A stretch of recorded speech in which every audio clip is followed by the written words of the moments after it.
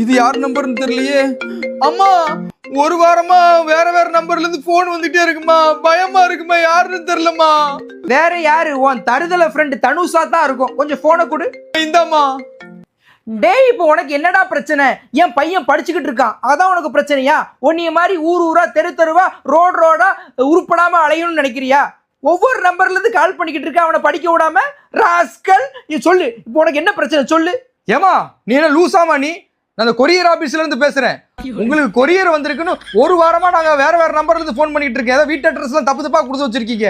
போனை எடுக்கிறது இல்ல. இப்போ போன் எடுத்தா ஏதோ பைத்தியம் மாதிரி பேசுறீங்க. வைமா போனை, நான் ரிட்டர்ன்லாம் போட்டாச்சு. இதுக்கப்புறம் உங்களுக்கு உங்க வீட்டு அட்ரஸ்ல என்ன பார்சல் வந்தாலும் உங்க வீட்டுக்கு வந்து நாங்க கொடுக்க மாட்டோம்.